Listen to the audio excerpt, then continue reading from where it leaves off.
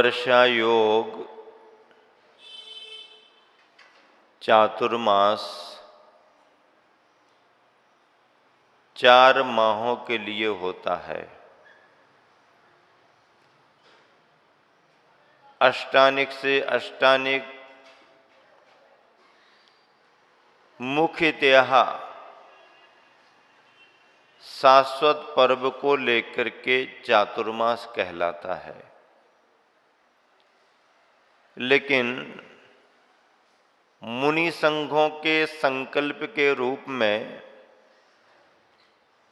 अष्टानिक महापर्व जो आषाढ़ का है, उसमें आषाढ़ शुक्ला चतुर्दशी से लेकर के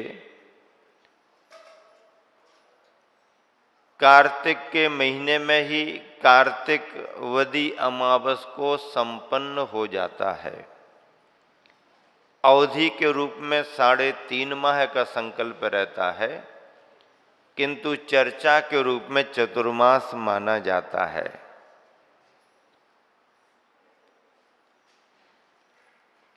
ऐसा ये शाश्वत अनुष्ठान रत्नत्रयधारी मुनियों का युगादि पुरुष आदिनाथ भगवान के समय से चला आ रहा है। आप सभी ने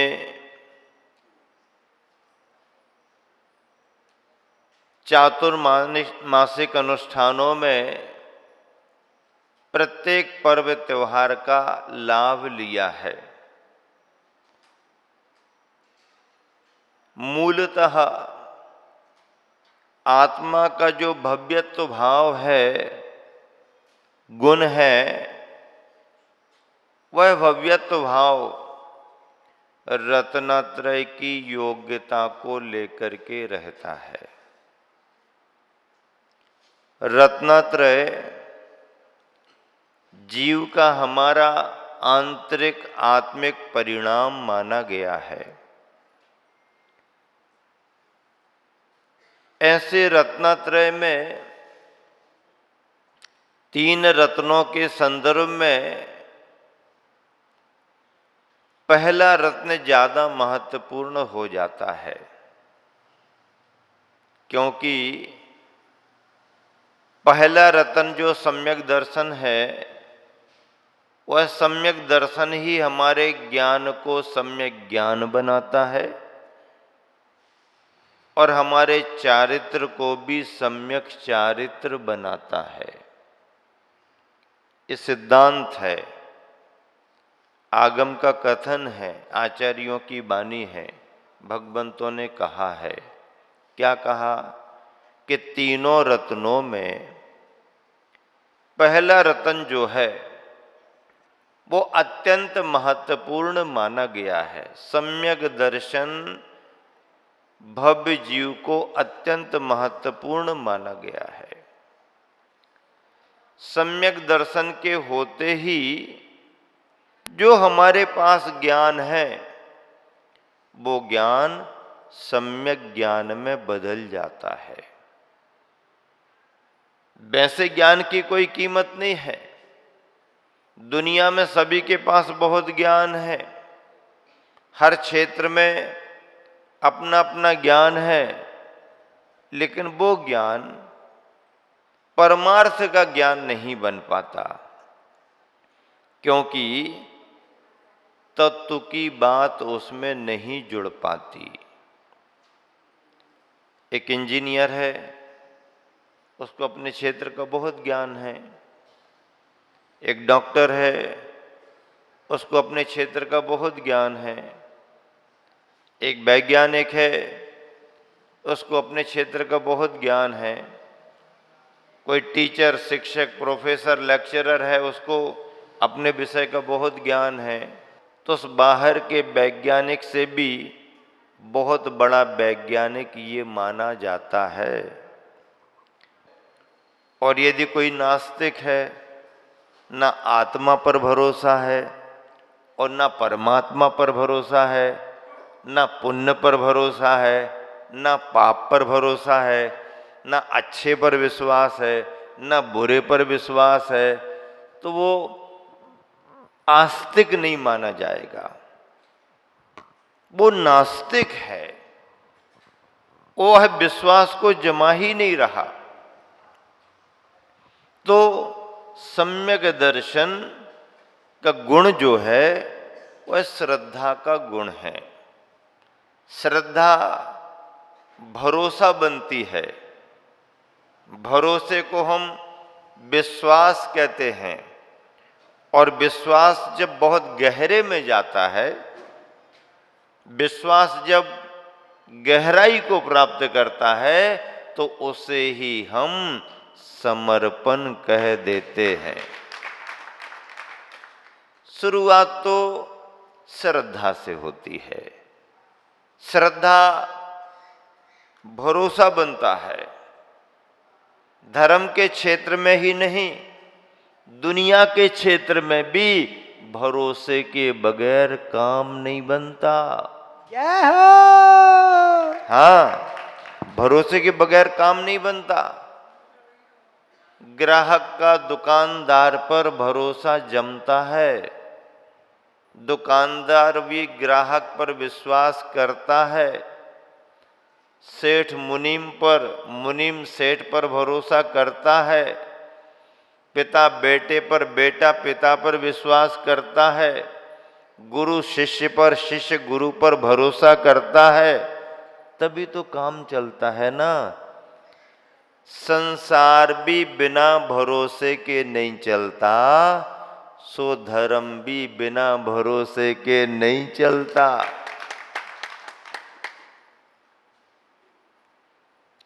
तुमको हमारा कितना ज्ञान है?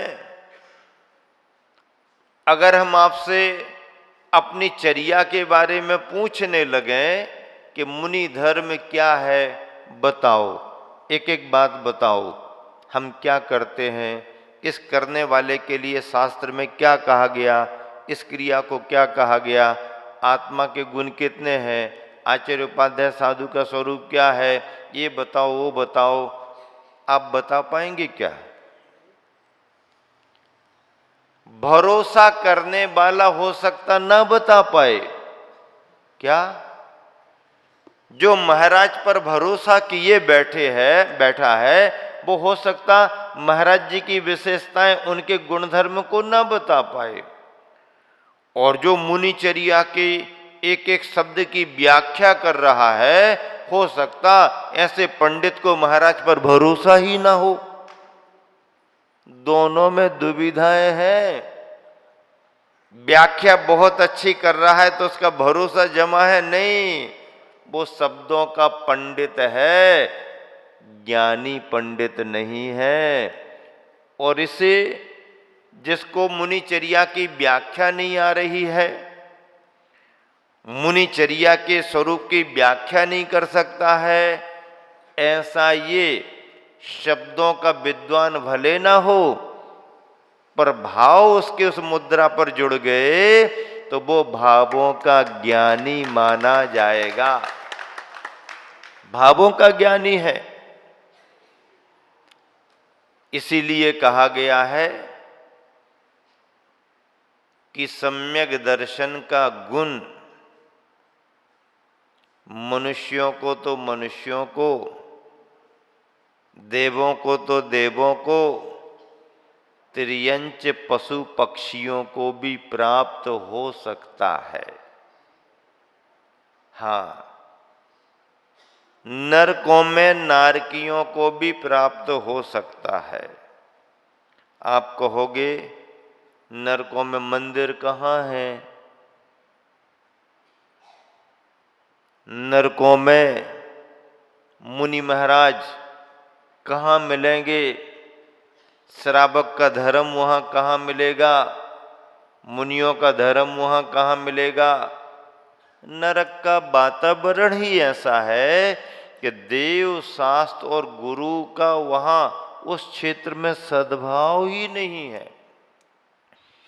तो फिर स्वर्गों में तो हो जाना चाहिए, नहीं, स्वर्गों में भी नहीं है।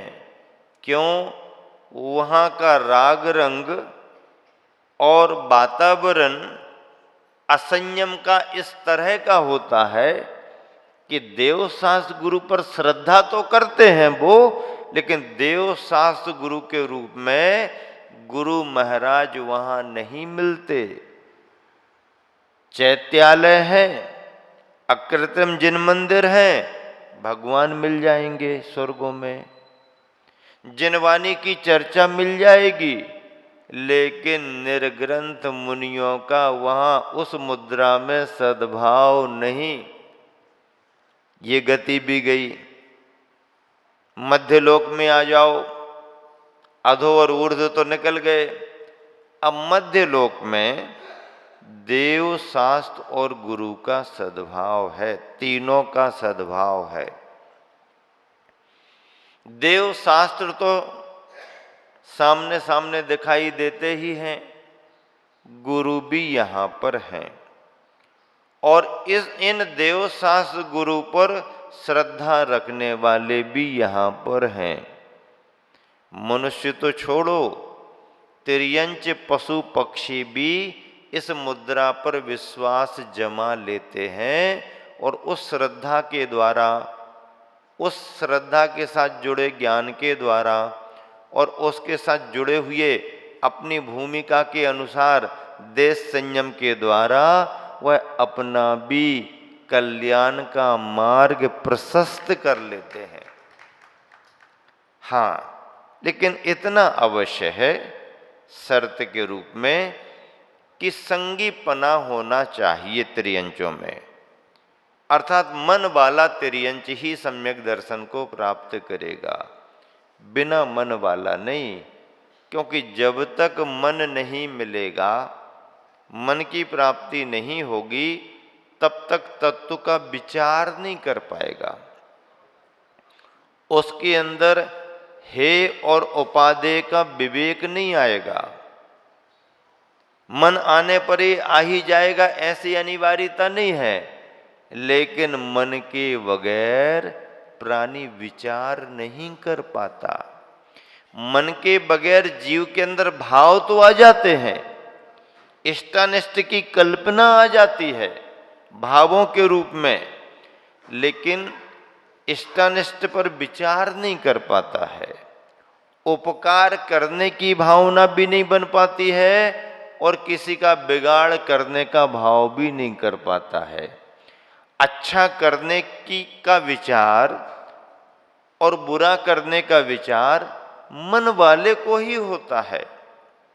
हाँ, इसलिए ये पंचेंद्रीय मनुष्य और त्रियंच ही किसी का सहयोग कर देते हैं और किसी को परेशान भी करने लगते हैं। मन, संगी पंचेंद्रीय पना होना बहुत जरूरी है। यही मन तत्व विचार करने के द्वारा सम्यक दर्शन का आधार बनता है, और सम्यक दर्शन तीन रत्नों में पहला रत्न, इसके आने पर ज्ञान सम्यक ज्ञान, और इन दोनों के साथ जुड़ा हुआ चारित्र सम्यक चारित्र कहलाता। यही तीनों रत्नात्रय कहलाते हैं। रत्न क्यों कहा गया? क्योंकि रत्न का नाम सुनते ही अनमोल कीमत की तरफ तुम्हारा ध्यान चला जाता है।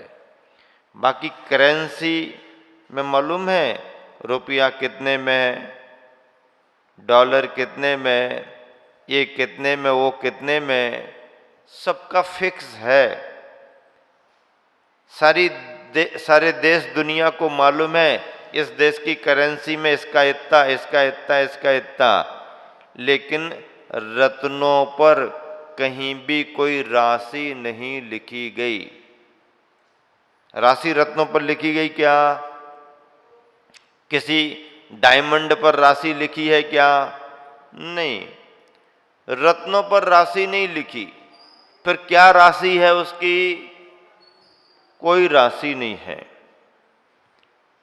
ना समझने वाले के हाथ लग गया तो चमकदार पत्थर है, बच्चे खेलते रहेंगे और बड़ा बूढ़ा उठा करके एक तरफ देखने के लिए रख लेगा, क्योंकि वो जानते ही नहीं कि ये क्या है।